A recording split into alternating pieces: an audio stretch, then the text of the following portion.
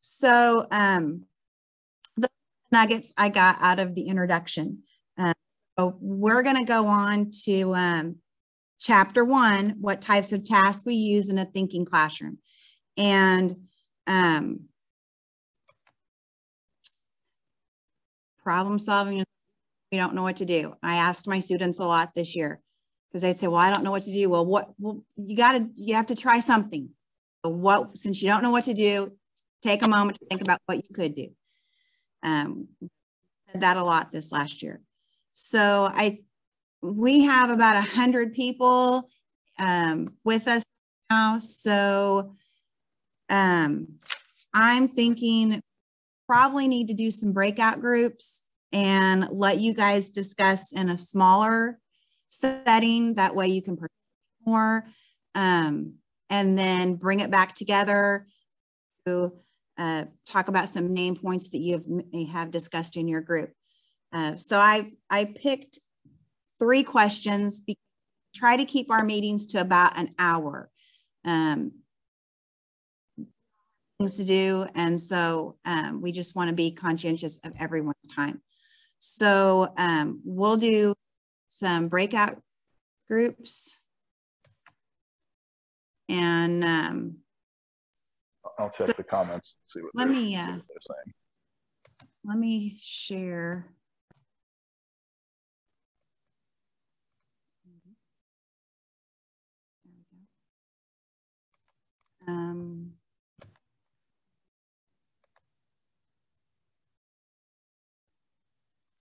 So I'm gonna, in case you need it, I'm sharing the Google slide.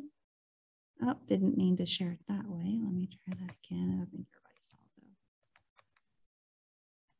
that. Okay. In case you want to pull up the Google Slides, it has the questions on it. They're straight from the book. I did not pick the questions because of time. But our first question, what are some things in this chapter that immediately feel correct? And so when you get into your groups, just take a quick few minutes to introduce yourself, maybe just say what you teach and your experience with building things. And then we'll talk about those for a few minutes and come back together and share some main ideas. Alrighty.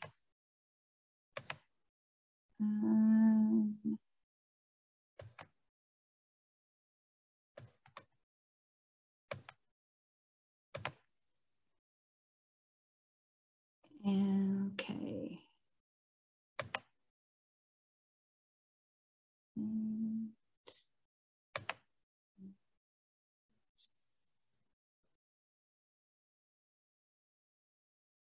Okay.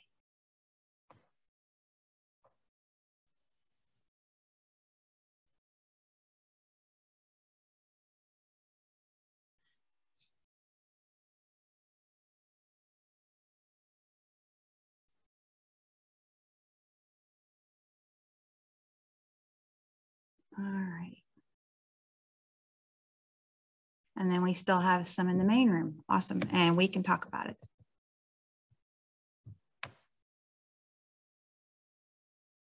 Okay. So, Danny,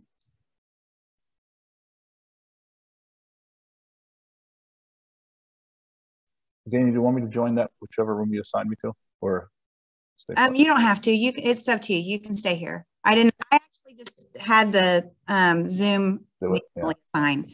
Okay. It just seemed. All right. Okay, so if you're just now joining us, we're in the breakout rooms to the first question for chapter 1, which is, what are some things in this chapter that immediately feel correct? So, but let's take a moment to introduce ourselves really quickly. Again, I'm Dana. I'm part of the admin group. I teach 8th grade math, regular math, and Algebra 1. And I started implementing building thinking classrooms in August. So just jump on in here. My name is Christina Wilson, and I teach in North Carolina. I teach Foundations of Math and Algebra 1, and I began implementing Building Thinking Classroom in the fall of last year.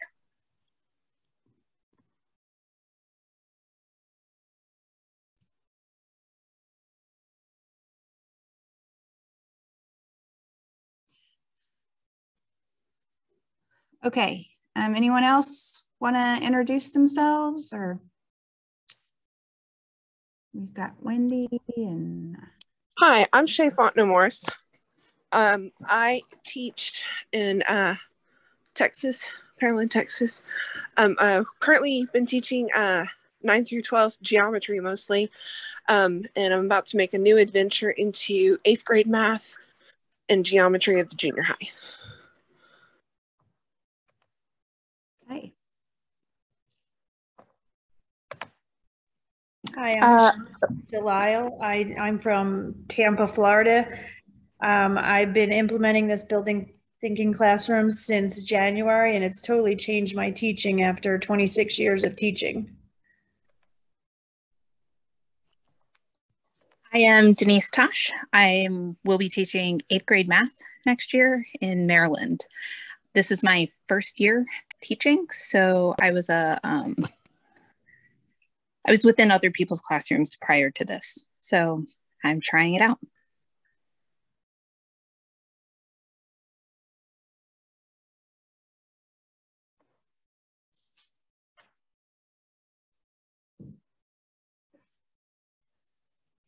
Okay, let's go ahead and discuss the question. If no one else wants to introduce themselves, it's okay. We don't have to. So what are some things in this chapter that immediately feel correct? Would anyone like to start?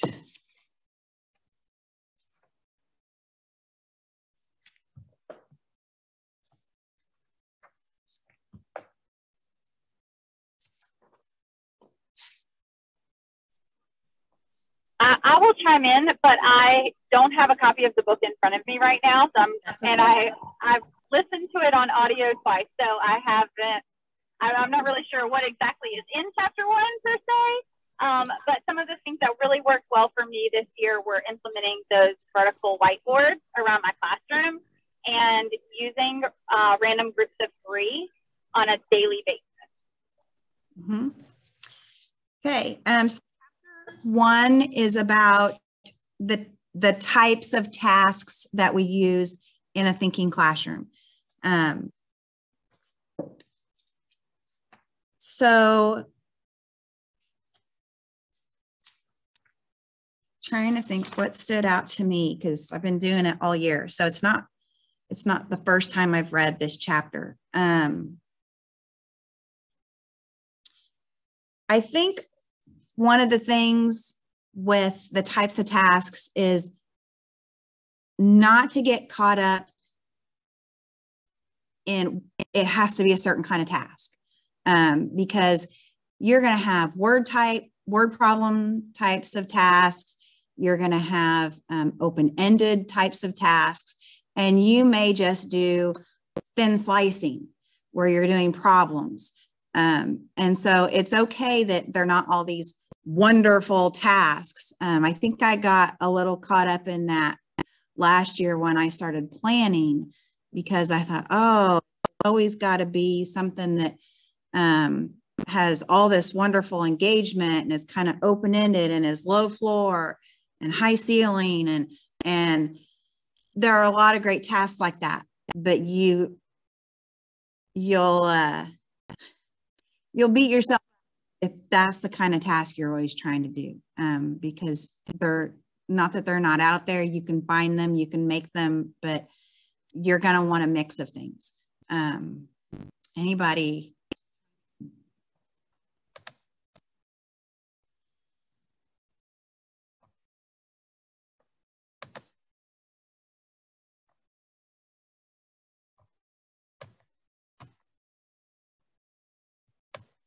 Anyone? I definitely agree with the concept of starting with non-curricular. I did that this year, but I don't think I gave enough time with non-curricular to get them fully absorbed in the buy-in. Because when I did start doing more curricular type tasks, you know, or maybe it's just, you know, it's new, it was a brand new thing. I still had a lot of students that were like, well, what am I supposed to do now? Well, what do we do next? Well, we don't understand what we're starting. Like, and, you know, I tried to make sure that the tasks that I did give, I mean, some of them were really basic, but it was just a matter of, I tried to be very specific on what they were supposed to be doing at the moment, like a step-by-step kind of leading, but not so much that it derailed what processes they could come up with. But I still had a lot of people from the beginning, even though the question was to me clear, it didn't seem clear to the students. And I don't know if that's because they hadn't fully bought into the system, or if I hadn't, if the question just wasn't clear enough.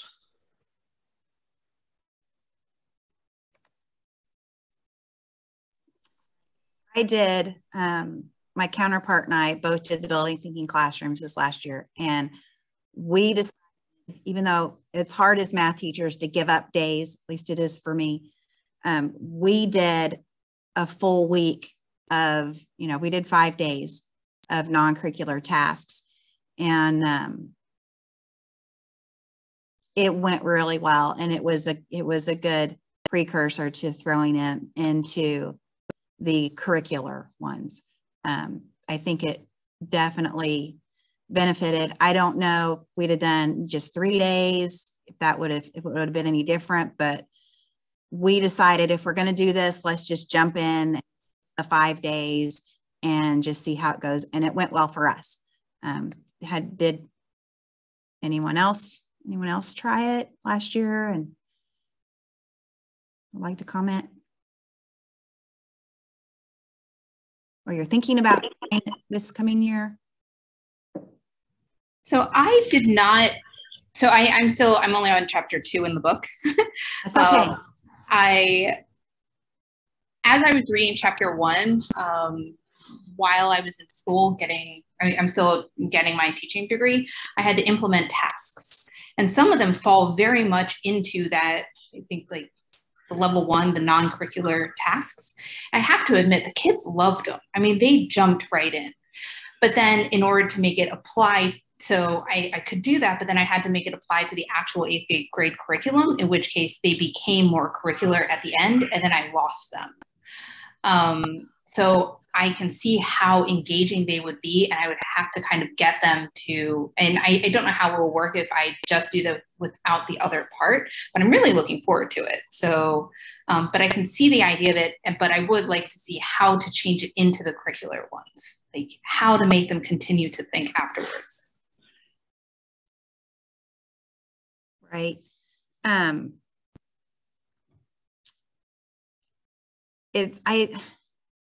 I think you have to just do what works for you and your type of kids. And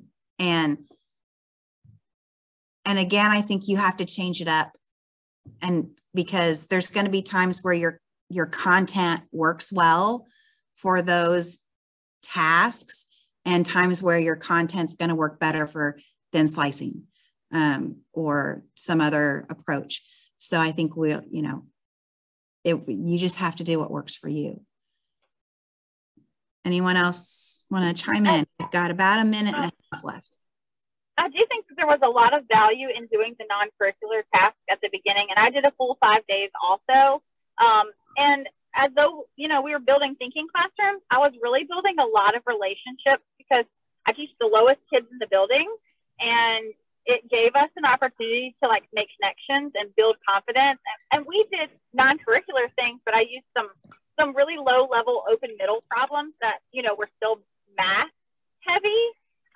But it gave them that confidence where they could, introduce themselves to the problem and have some confidence and, with those random groupings, establish that classroom environment that it's okay to take risks and to be unsuccessful multiple times, that kind of thing.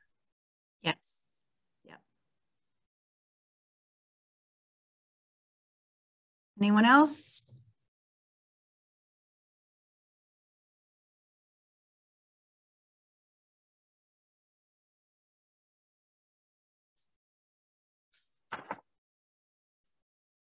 I like how he says you have to go slow to go fast.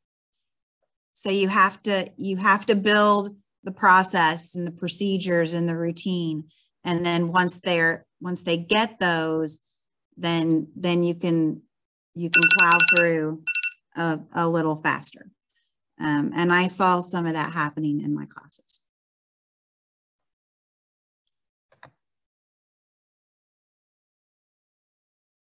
All right, bring everybody back together. Hi, Dana. Quick Yes. suggestion. Try making smaller breakout rooms. Give more people a chance to share their ideas and discuss. It was okay. How many did you have in your group? 16 or so. How many? I'm sorry. 16. So that was too many? Yeah, I think Peter says groups of 3 are perfect. If you read chapter 3. Right. Right. So we'll have like 30 groups of 3.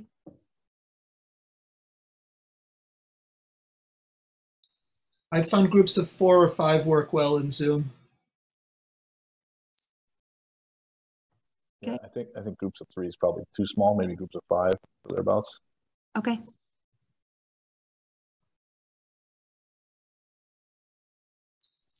Unless we're on non-vertical, non-permanent surfaces right next to each other.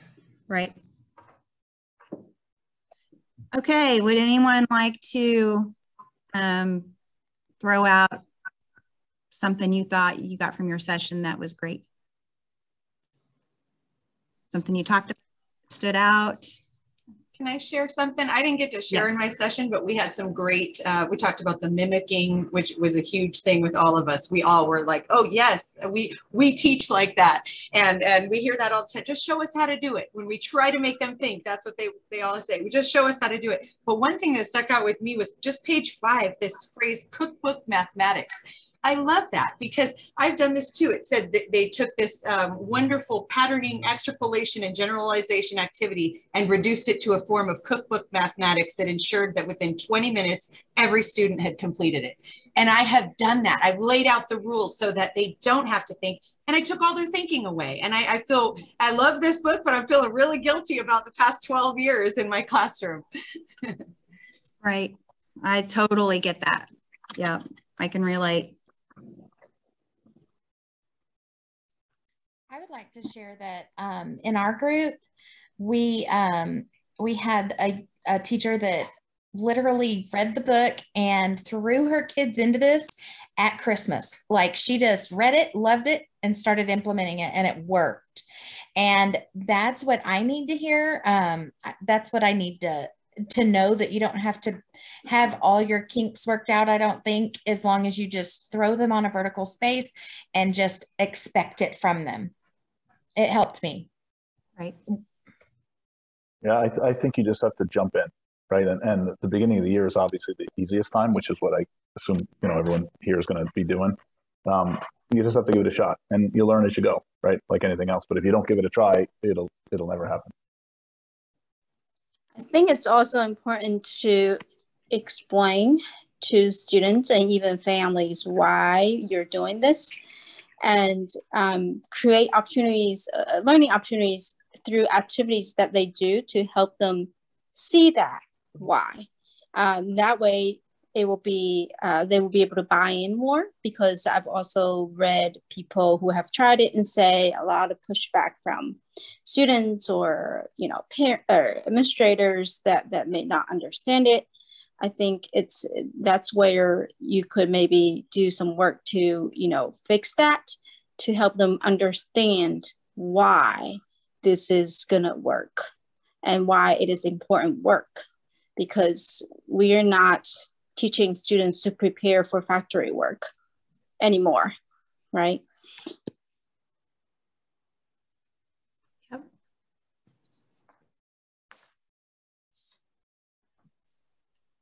Anyone else? I'd like to add on just to what S. Fry, whatever your name is, hello, was saying, because there's might be a lot of people who have not read the book and haven't drank the juice yet and haven't bought into this.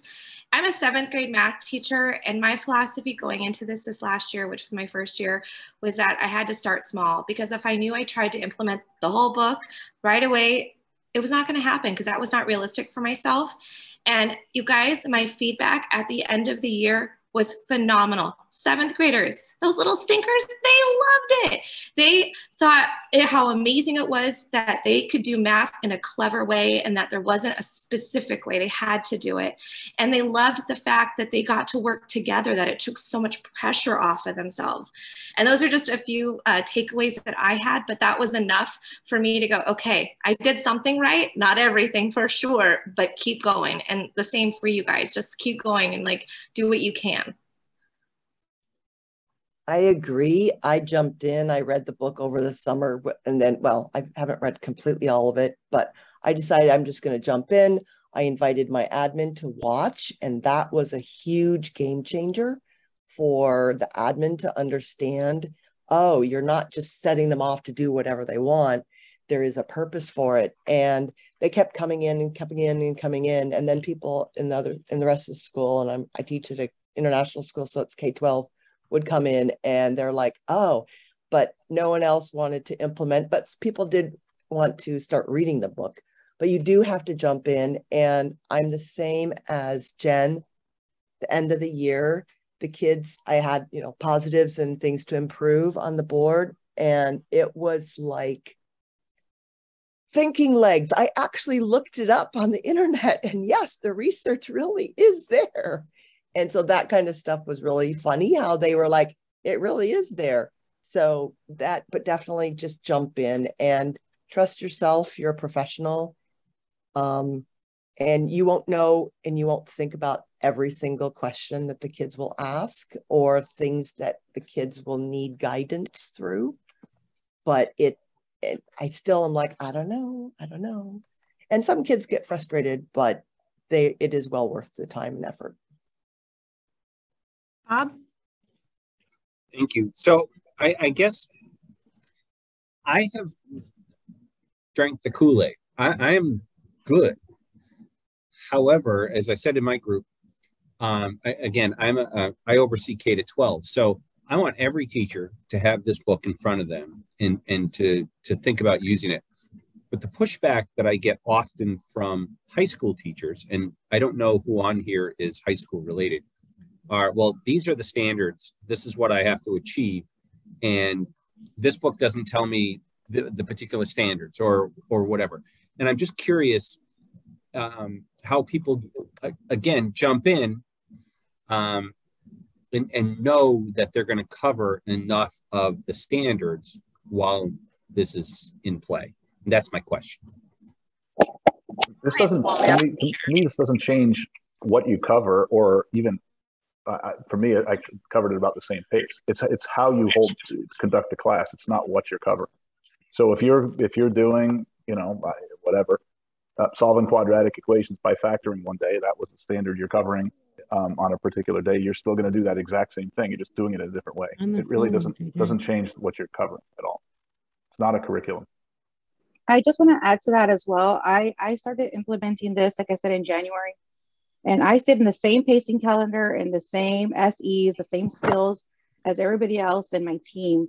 I just teaching it a different way. The method, the mode in which I was presenting the work was different. But I stayed on pace, and the kids, some teachers I've read before, some teachers have questions. Well, how are they going to do in an assessment when they're working independently if there's all collaborative work? Well, this year was the best my kids have ever performed. Not that I'm a big state assessment person. I really don't care about those scores, but they outperformed all my other previous students. And just implementing this since January. They performed so well independently. They had their whiteboards that they were able to do work on, and whatever process that they were using for that thinking, right? Because we're building thinking classrooms, they use that when they're working independently. So it transfers, it definitely transfers. Can anyone hear me? Yes. Okay, because before I wasn't being heard. Back to the administrator, I'm a high school math teacher, And my concern, I am like all gung-ho about trying to do this next year in September. We're just finishing up in New York. So today was our last day of class. But my concern is that if I don't, and I know that this might be jumping ahead, the whole not assigning homework and checking for understanding, I'm just afraid that they're not going to do it. They're not going to see the benefit. And that's where I feel like my students are going to end up being lost. Here's what I'll say to that. Les will do it. Les will do it. There's no question about that. Those that do it, though, will do it for the correct reason, and they won't be cheating. I mean, you do math homework, if photo math tells you all the answers, right, that'll be gone completely. So there will be a somewhat less percentage that do it, but those that do it are doing it for the right reasons. And to me, overall, it's a big win. Right. But I'm scared about my administrator coming back on me and going, well, your scores are really bad. And that's, and this is what I'm doing. And they want us to do away with homework. And I get that. I understand it. But we only meet for 39 minutes a day. And I don't know. I can answer a little bit to that. My Check Your Understanding was on Delta Math this year. And like Don said, there were fewer kids doing it. But the kids who did do it, I discovered, because we do map testing here, and I had the similar results as previous years, the normal RIT score increase, etc. But I also had kids, I had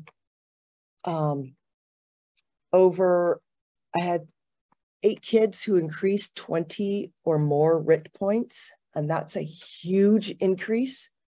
And when I talked to my administrator about it and pointed it out, I actually was looking more also at the students who hadn't done their homework.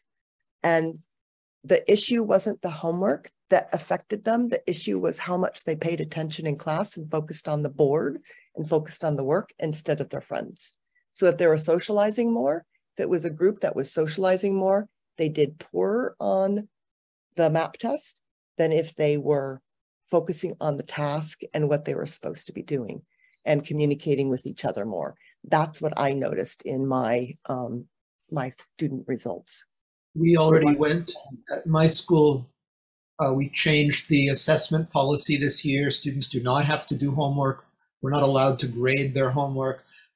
So what I did after the first 2 IB exam practices was to point out on a beautiful scatter plot the relationship, the very strong relationship between the number of homework assignments completed anyhow and their scores on the tests.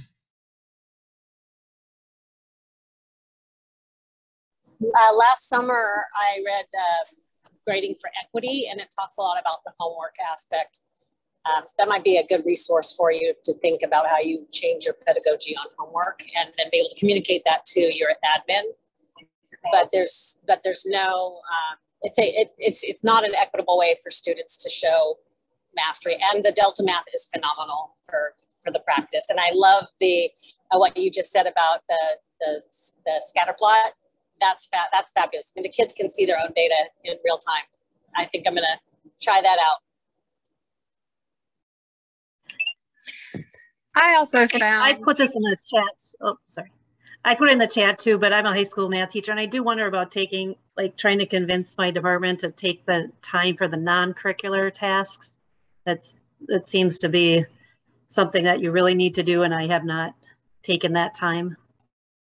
I'd like to speak to this because I just started things like games like NIM, and I'm actually excited for that 9-card trick that he showed because of the math involved. But something that I have discovered, the more I spend, and it doesn't take long, these non-curricular tasks are so engaging that, I mean, kids are doing them outside of class and they're thinking about them. But it instills a kind of thinking in general for the students, and it just makes everything go smoother. They learn other things. They're more excited about the material. I have found that they're actually those non-curricular pieces are vital. One thing I did last year is I showed my math department. We engaged in one of them.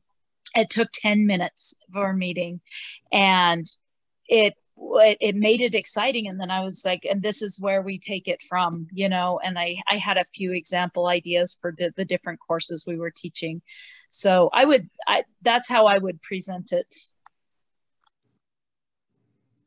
Just to piggyback on that, I started the school year with non-curricular tasks with my honors Algebra 2 students, as well as ESO students who are newcomers.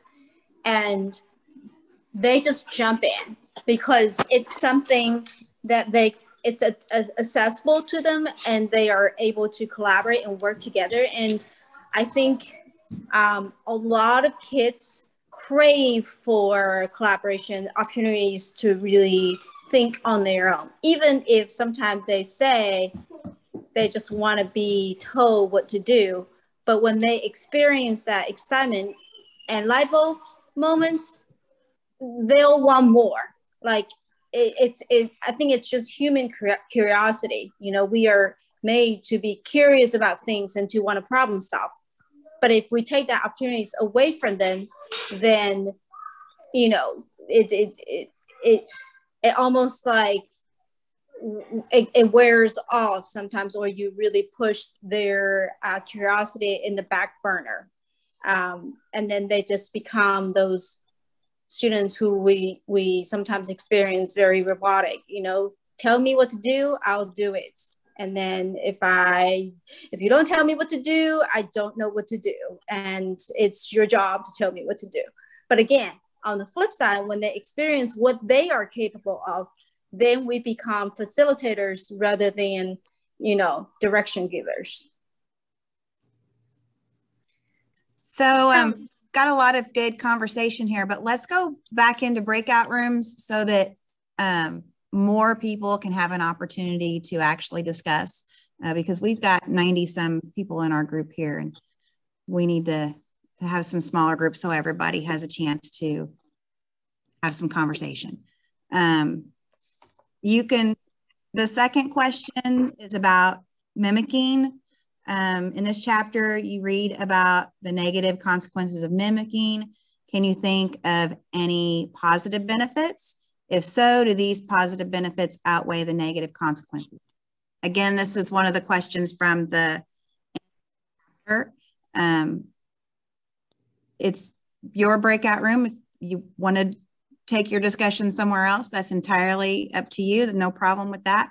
But we'll take some time to go back to our smaller, this time, breakout rooms, and then we'll come back together and discuss some main points again.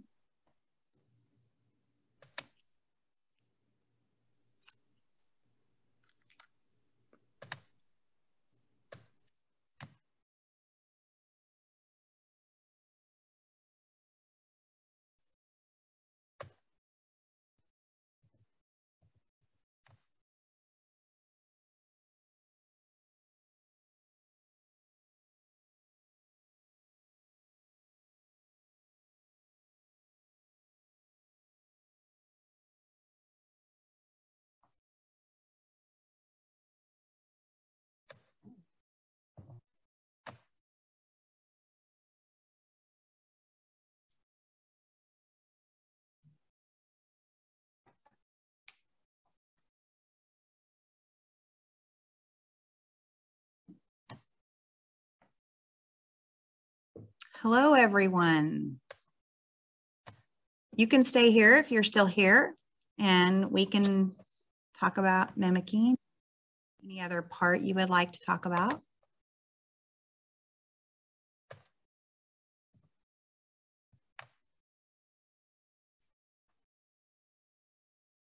Would anyone like to get us started?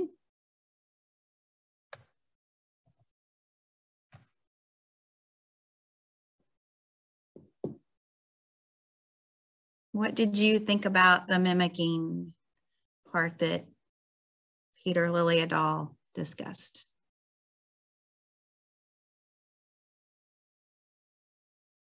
Anyone?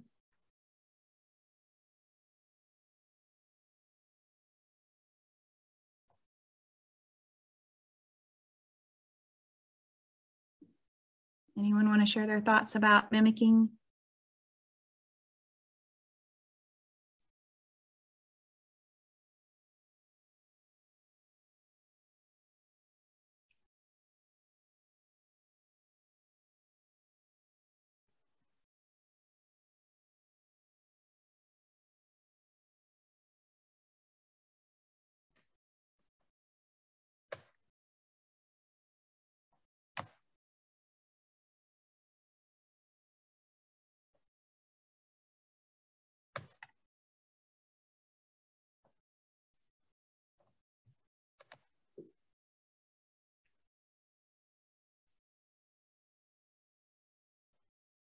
Hello, Elizabeth.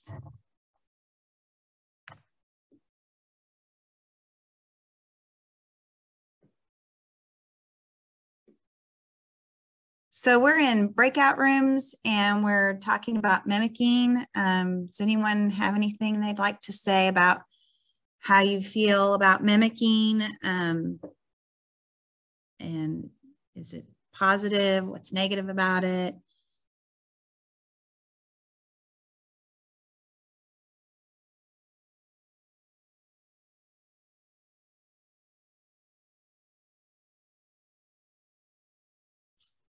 Can you hear me even?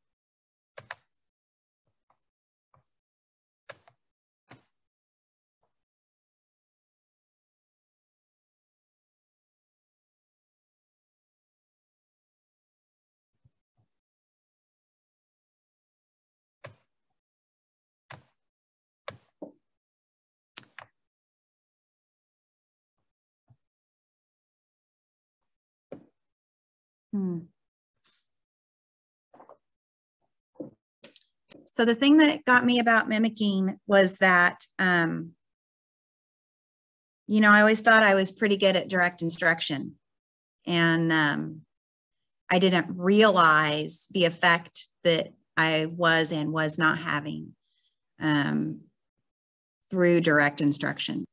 I had never thought about it as being mimicking. Here I thought I was doing this great job of teaching kids a process, a procedure that I felt they needed to know, and just didn't think about that I was robbing them from thinking. And that really hit hard with me. And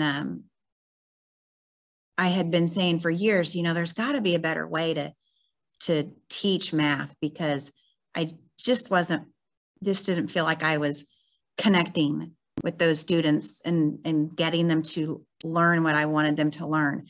And so when I read that about the mimicking, I was like, holy cow, how much truth is there to that? You know, I mean, math, we should be able to like figure it out and not say, oh, you have to add the opposite to both sides, or, you know, whatever we're doing at the time. There are other ways, and need to embrace those other ways. So that's kind of how I felt about anyone want to add to that or give your point of view?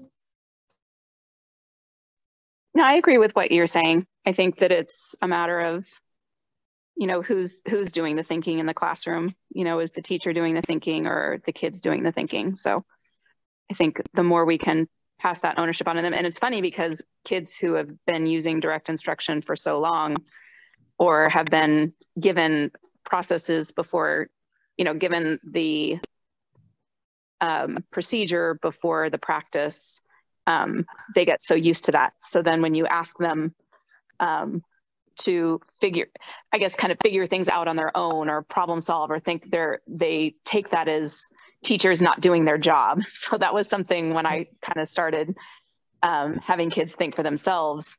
They were like, well, why aren't you helping me? I'm like, well, it might not seem like I'm helping you, but I actually am. Right. Elizabeth, what grade or subject do you teach? I teach middle school math. Okay.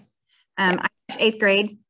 So yeah, I I had some kids who would go back to last year's math teacher and, you know, well, she's not teaching us, and we don't take notes, and that was really tough for me.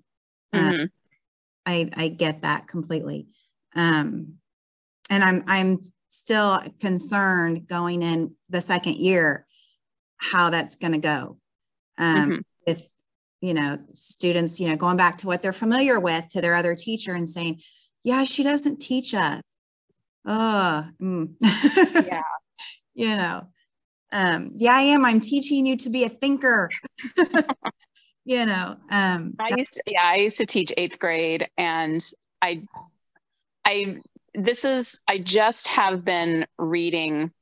I actually started implementing some of the ideas from the book before I actually started reading the book, just from what I picked up on Twitter and things like that. So like the vertical boards and the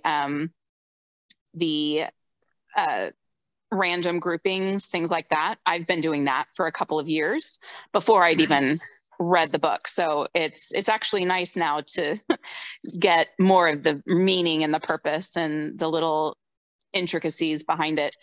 As I'm about halfway through the book now. So, but yeah, so I used to teach 8th grade. So I did this with 8th graders, and then I moved down to 6th grade, and there's much less pushback and much less hesitation for the 6th graders to get started than there was with 8th grades. Just those extra 2 years of being kind of spoon-fed math makes a really big difference. Yes. Well, and also their mindset is different. I mean, I've not taught 6th grade. I've taught 7th grade for several years, and then I'm teaching 8th grade again. And I mean, even from 7th to 8th grade, the mindset is just so different. But you're right. And I tell the kids all the time, I am not spoon feeding you. You have to think this through. Because they're just so used, especially my kids who are the high ability kids. You know, they're so used to drill and kill, you know, a bunch of problems and do it the way I did it, that when I first started the process, they really struggled. You want us to do what? We have to stand here and actually talk about this. You're not going to tell us how to do it. No. Right. Figure it out. You can do it. You've got the skills. Yeah, I think for some of the high level kids too, they measure their success kind of in like how many problems they can get done and how quickly they can get it done. So having, you know, they're the kinds of kids who are okay with having those, you know, 50 problems on a homework assignment and, you know, just kind of chugging through a bunch of problems instead of having, you know, 1 or 2 really deep level things that they have to think about. Plus, they also struggle the most, I think, with the non-curricular activities, because if it's not them learning a math concept or a math procedure, they don't see the math in it. So they don't see problem solving as a math skill. They see a puzzle as something different than a math problem. Right. So they really, some of my higher level thinkers, or my, you know, GATE students, we call them, those kids really struggle with those non-curricular activities. Yes. Yeah. Once my high ability kids came around to the concept and what we were doing, and the transformation was just amazing.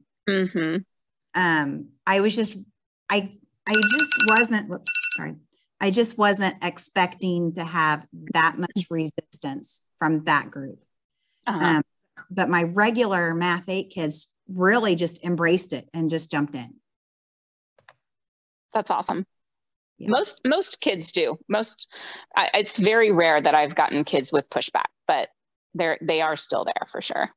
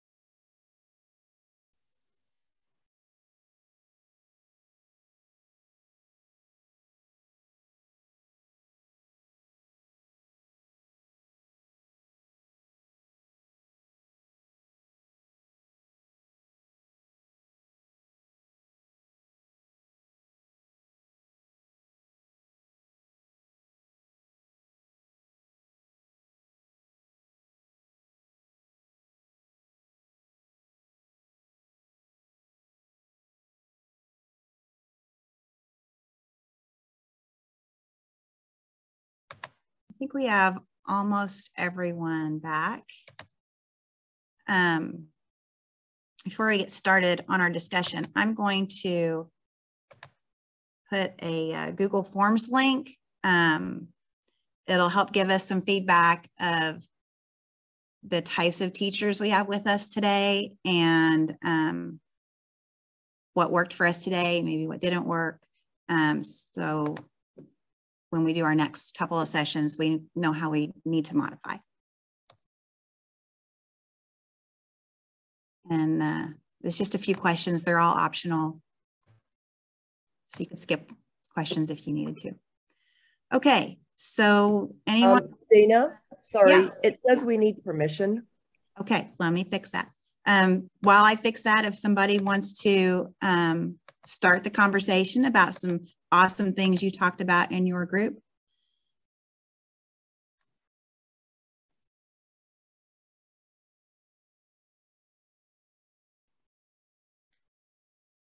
To address the question that about mimicking, our group kind of just quickly decided that mimicking was good for passing our tests. That's all it takes, really. You just got to go through the steps and you can get to the answers, but it does not take them anywhere besides success, maybe in our classroom, as far as getting the credit to go on. And so it cannot translate into any other area of their life. So while there's, you know, there's a benefit because, okay, you can check the Algebra 1 box, but, you know, that's really not going to help you later in life.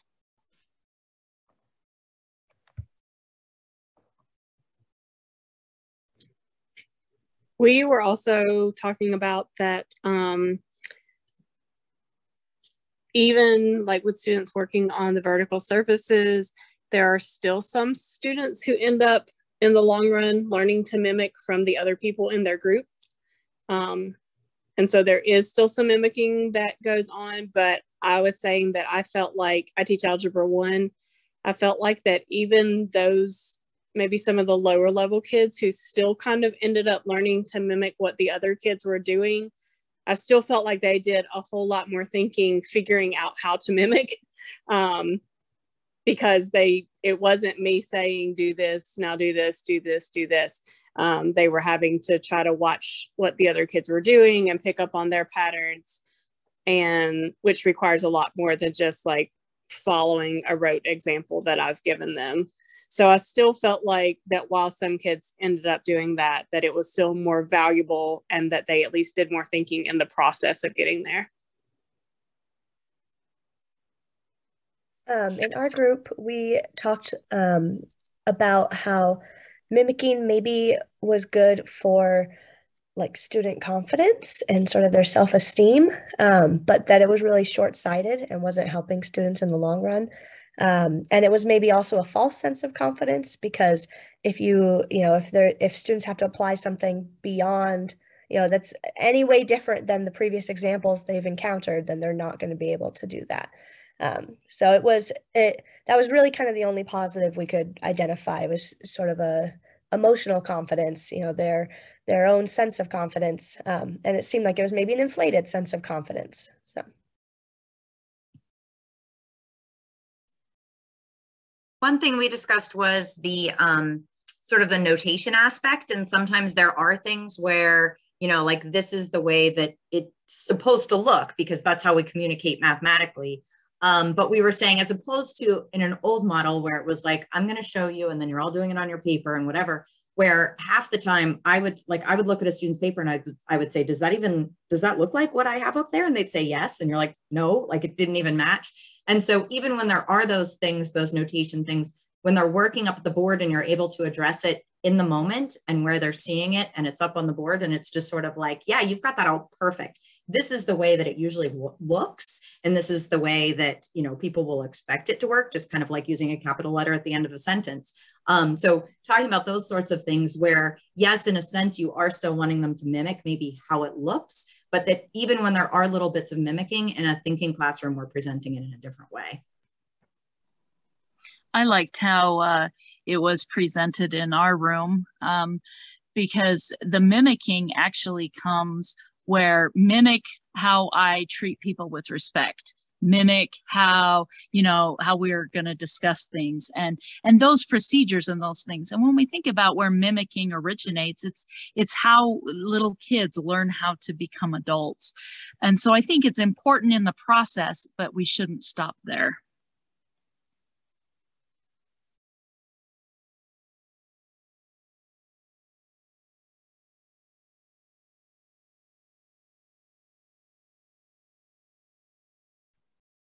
Something that I just thought of based on what you said, Tringle, was, you know, instead of showing them how to set up the problem and expecting them to follow it exactly, you know, if you let them problem solve and come up with their ideas, then you can always go back around and have discussions like, well, what would make this easier? You know, oh, keeping everything on this side of the equal sign lined up and then everything on this side. And so then you can set up those expectations of how you want it to look after they've already discovered that when they don't, it gets messy, you know? That was just an idea that I had.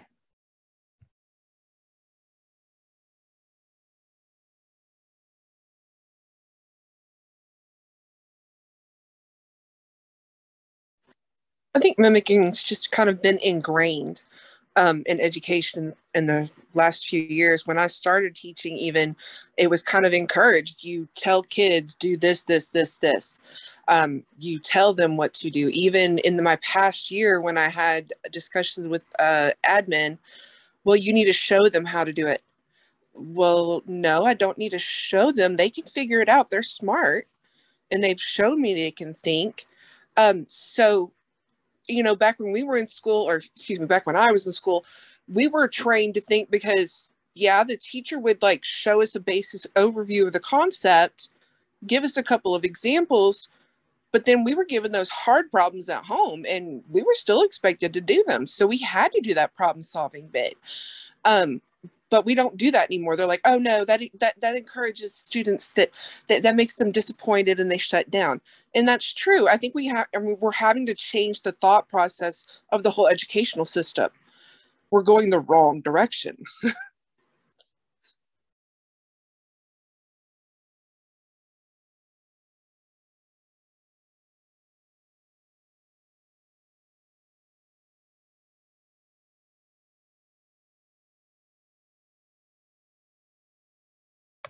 Anyone else want to share?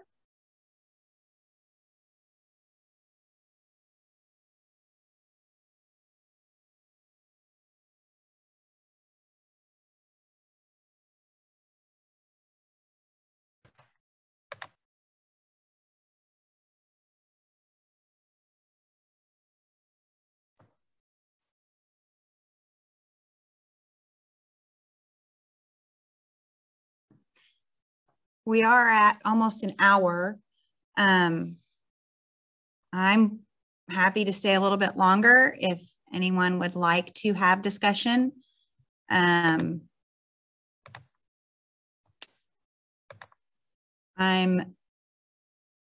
not sure how to make this Google form where you guys can get to it. I can see where to add collaborators and make a link that way, but I don't think that's what Why don't we work on it later, sort of offline, Dana? Yes. Post it in the group. Yes. Yes. When you share, I believe there's like how you share, whether it's sharing like as a viewer or with it, like all those different options. I don't know if that helps. Yeah. I mean, I know how to slide. Are there any videos anywhere of teachers showing that they are in a classroom where they are using all the strategies that we've been talking about? If anybody out there knows. Shows it in progress? I think Peter has quite a few actually on the site itself. If you look under the teacher resources, these specific things. If you look in the book, writes very specific for the should look like, sound like. And teacher resources there on his website, he puts small little clips, not always videos, because we're all like, oh my gosh, you really want to take a picture doing this? Like, you gotta be kidding. How is this gonna be helpful? That's not even into, Dawn. I think every does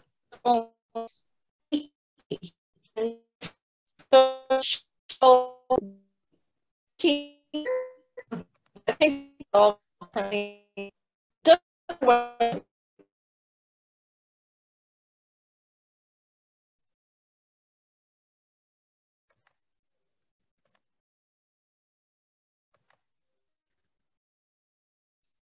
Tina, you were cutting out. I think we had trouble catching everything you were saying there.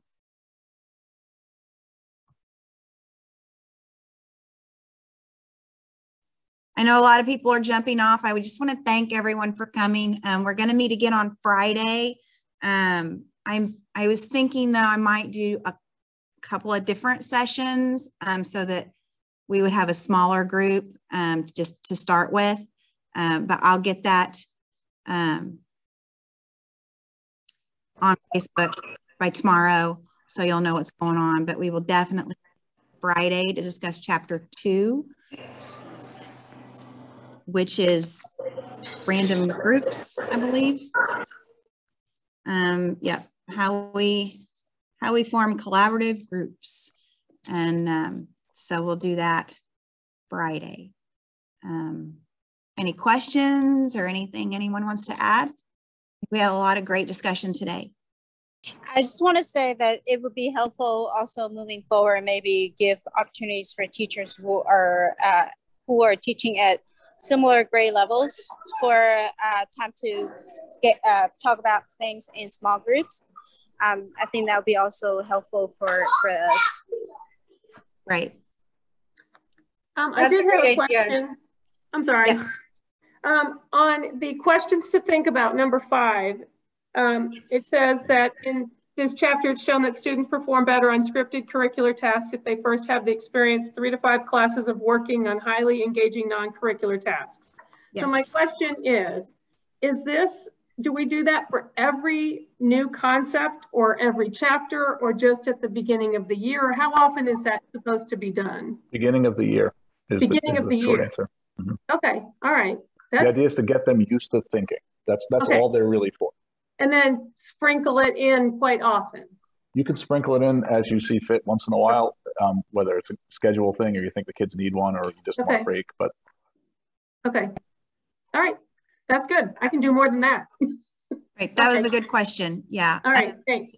Yeah. It's entirely up to you how often you sprinkle those in. You know, maybe you feel like your kids are off track with being on task, and maybe instead of implementing a rubric for evaluation, you try a thinking task one day to help pull them back together.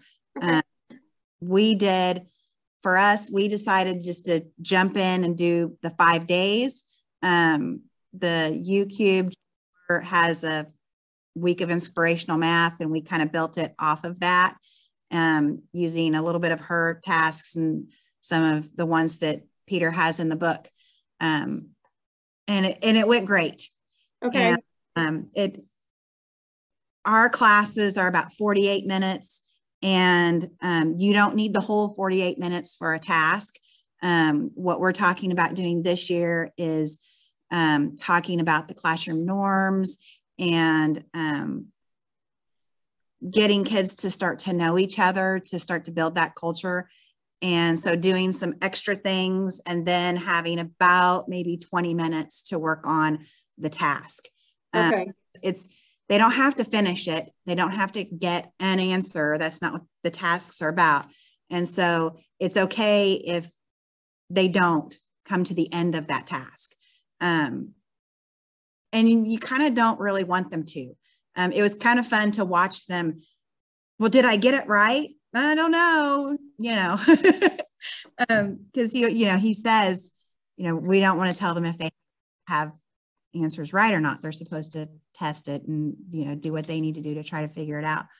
But I would just say, well, you know, I have another class. I'm not going to tell you the right answer. True. Because I don't want you to tell the next class or tell the kids. And so that's kind of how I played that, because they're not used to being told that it's right or not, you know. Right. I mean, they're not used to not being told, if I said that, you know, that it's right. They want to know, especially if you have kids who are in that high ability stage. They work problems to know if they got it right. So when I agree.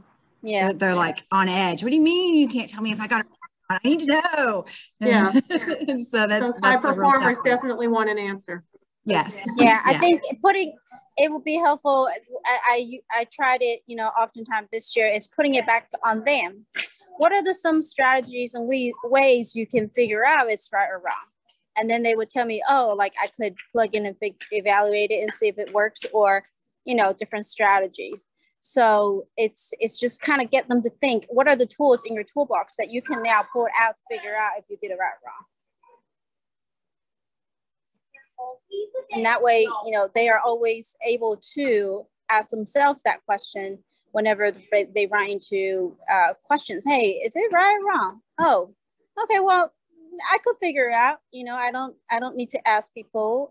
But sometimes I tell them, you know, if you really can't figure out, then ask a couple other students. Like they say, ask 3 before me. So that way they know, okay, we're available to help, but look at your toolbox first. I have a quick question. We were talking a little bit about the timing of a particular task and whatnot. One thing, so I'm new to this, and I read through the entire book, and when you get to the end and it talks about if this is your second year, you want to kind of condense things into like the first 3 weeks. Like you can kind of do it quickly because you are used to it. It didn't matter if the students are used to it. So going into this in the fall with it being the first time and doing it as 4 toolkits instead of 2, like is when you're doing the second year, what is a good pace to get that started? I mean, I know everybody's different, but just some kind of approximation.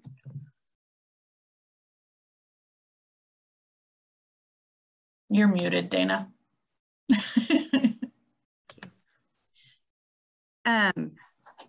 From my perspective, you would want to implement the first toolkit all at the same time. I also implemented the defronting the classroom with it because that was easy. So, and I think the rest of it is just kind of as you need it. Like we didn't need the rubrics for evaluation until February, I think it was, or January. Sorry, we started it in January when we came back from Christmas break because, you know, by the time you get to Thanksgiving, the kids are starting to they're less enthusiastic about it. And so we decided that coming back in second semester, we needed to do an engagement rubric. And so we started that. But I think it's just really what you're comfortable with as far as the pacing on when do you implement each part. And it may even be different for different classes. I know my classes all kind of took it a little bit differently. And so I don't think there's a right or wrong way. You just have to do what works for you. Because I have some concerns kind of thinking about how our district, their expectations are that each quarter there's at least 9 grades per subject. I teach 5th grade. And so with some of these, it's like, if I don't get to that, you know, I don't necessarily want to be doing some of the things I've done in the past to get grades. I really want to start implementing some of that. And I do have some wiggle room. I mean, my 9 grades could come in the last 2 weeks. They don't have to come 1 per week. But just trying to figure out that balance of how that works. And as far as the pace with I don't want to start something before I'm ready and the kids are ready, but I also have to kind of think about that too. Like parents are going to be wondering, why haven't you given my kiddo a grade for anything? You know, those kinds of things, other than it's just like participation points or something of that nature. Do you do standards-based grading? Quasi. So we It's kind of, it's on the report card, but as far as being really strict to it, there's some wiggle room. Okay.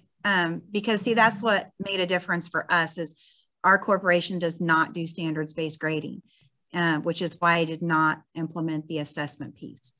And so we, conversation with our assistant principal, and she knew what we were planning to do. And I said, okay, so how many grades do I have to give? You know, kind of the same thing. And we were told we need at least 2 grades in the grade book each week. And so what we decided to do was mini quizzes every couple of days, 10 points, anywhere, basically just 3 questions. And of course they could make corrections on those. Then, and that just worked for us. And then we did some tests also, you know, those things were a little more traditional, but I had to make it work within the confines of what we do in our corporation, in our building, which is why, you know, I go back to, it's a framework. You have to make it work for you. So the assessment part doesn't work very well for me. But I think you have enough wiggle room to figure out what works for you in your classroom to make those grades happen. You know, we sometimes it was a grade that was participation, which was 5 points. Not too often, but sometimes. So we had some flexibility with that since we are not standards based, that, you know, maybe others don't have.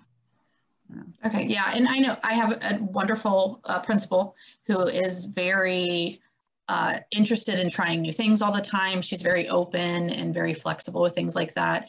And actually, partially how I got turned on to the book is 2 of our instructional coaches in our district are doing like a mini PD to introduce people to it this summer. I went ahead and jump started and ordered the book and read all of it so that I'd be ready. And because I honestly don't know, I mean, we have a very large district, but I don't know that anybody else in our district is doing this. So hoping maybe I can be kind of jumpstart some things here, but not quite sure how that's all going to go. But thank you for your time. Anyone else have a question or want to say what you got out of chapter 1 or really anything from the book? I have a question, Dana. I posted in the main group about if anybody used it with gifted students or radical accelerated programs. So I just figured I'd ask again here with the group that's left. If anybody has any experience with that, I'm curious to talk to somebody. I don't, Casey, but that's what my plan is for this year. Where do you teach, Jessica? Or what in groups do you teach? Richmond, Virginia. I have my gifted kids, Algebra 1 and Geometry. Okay, and how are you accelerated? Like how fast do you have for an Algebra 1 course? I have the whole year, but our regular algebra, all of our 8th graders take Algebra 1, which is ridiculous, but not my job. So our 8th graders have the whole year of Algebra 1, and then the gifted cohort has every other day. So. Okay. Oh, so they have halftime. Okay.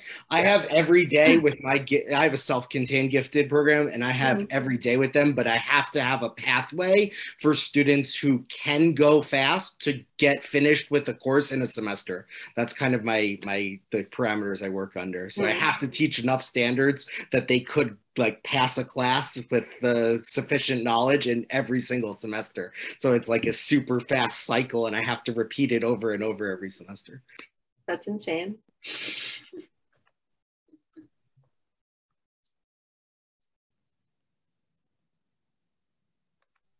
I would think the task building is what's going to help for that situation because I've got the low end kids. And so it was really big to me when I saw make sure the first task is a floor level task, but then you have layers of tasks. And the idea is if you have the more gifted kids, the higher functioning kids, they're going to go through those tasks much faster. So your pile of tasks that a kid might need to get through looks very different from my pile of tasks where I'm probably trying to catch some kids up that are 8th graders that are at a 6th grade level and try to bring them on level to 8th grade.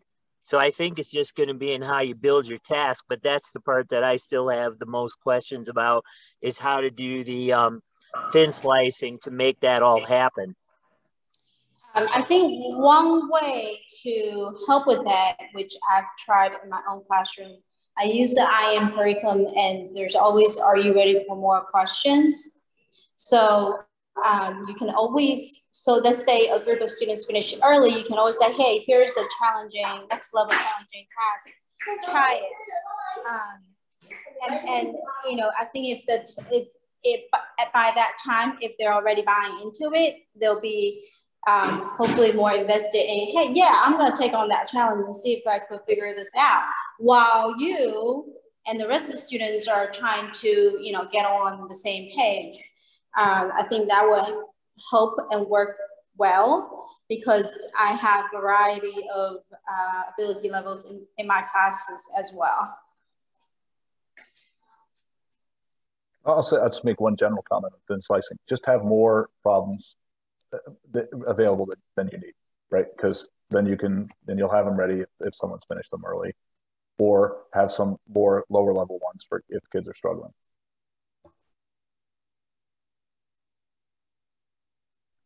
And just kind of to add, like, we need to be careful about more work. Is it busy work? Is it actually, you know, rigorous and increasing their opportunities to actually really think and apply the skills, rather than, hey, here's more problems you could do.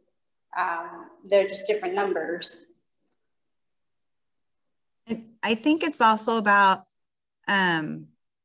taking the problems and how we're used to presenting them and having them take maybe like a backwards approach to that. Like, so instead of saying, oh, well, here's your rectangle with the length and the width, find the area, you know, here's the area of a rectangle. What could be the length and width of that rectangle? And them have to give more than one solution. Like, okay, so find 3 possibilities that could be the length and width of that rectangle. And that's similar to the idea of open middle, Dan Meyer. I think it's an excellent approach. It really makes the students think about, you know, number sense. Like, how do I make everything come together and make sense of it? You could also use numberless word problems.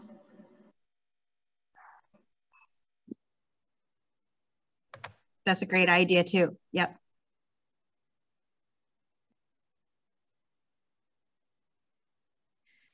I have a question. How do you communicate like the learning objective, you know, like and you know, the old style lessons, it's the beginning. Today we're going to learn XYZ, right?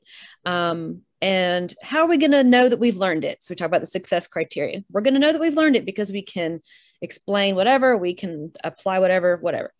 But that's a little different with this kind of approach. Is that kind of more, or do you anticipate, or how do you do it? Do you do it more at the end of the class? Like, you know, when you're coming back as a group and saying, okay, what have we learned from today?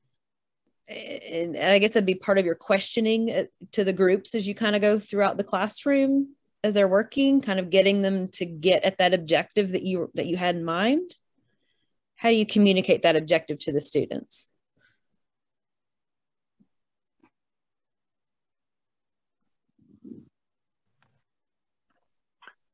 I can't answer your question about how I communicate it because I haven't, but I will say that is one of the conversations I've had with my admin already, because we are supposed to have the learning objective, you know, stated at the beginning of the lesson, blah, blah, blah. And how powerful that is to not state the learning objective at the beginning of the lesson. And so that was just a conversation I've already had with my admin, and she is, I mean, I kind of geeked out on it a little bit so that she would understand how passionate I am about it. So I think the only thing that I thought when you asked that question is I can't answer your question, but about having administrator buy-in as well. So that's just to combat that, I guess. I haven't, I didn't implement the grading and assessment pieces, but that's what I'm working on this summer. And I've reread them now a couple of times. Chapter 13 on formative assessments is, I think, the answer to that question. You're going to have rubrics, and the kids are going to self-assess, you know, where their learning is. I think is the general gist of it. I haven't read the whole book so far, but I would say that it starts actually with the consolidation, where you can highlight what the curricular connection is, and then it extends into the formative assessment with the rubrics. I'm really curious to see how the grading goes, but I haven't got to that chapter yet. So. Yeah, that's clearly true about the consolidation. I mean, that's where you're tying it all together, you know, using their work is kind of how it goes. And I think it also ties in with the meaningful notes, where you bring in what that learning objective was for that day. Thank you. That's what I was envisioning, but I just wanted to check my understanding. Thank you. I can do that. I think I can try this. Yeah. Yeah. It's once you start doing it, it becomes pretty easy. You're like, oh yeah, this is how that's going to work. And, but I'm absolutely not perfect at it by any means, which is why my counterpart and I are revisiting this summer and tweaking things that we did and modifying, because I can definitely get better at the whole process.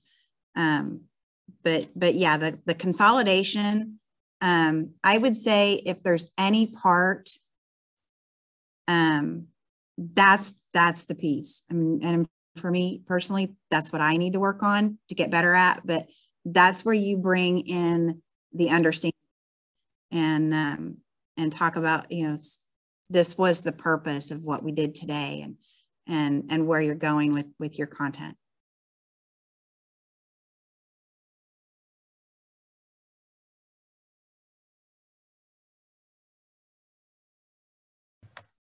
Anyone else?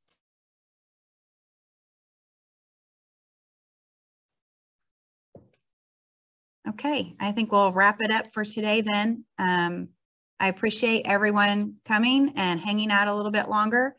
We had some awesome sessions. I've taken notes of some suggestions for Friday. And so I'll probably end up having a few different sessions for you to attend. And I'll get that all posted by tomorrow sometime, so that you'll know what we've got going on Friday for chapter 2. Okay. Thanks, everyone. Thank you.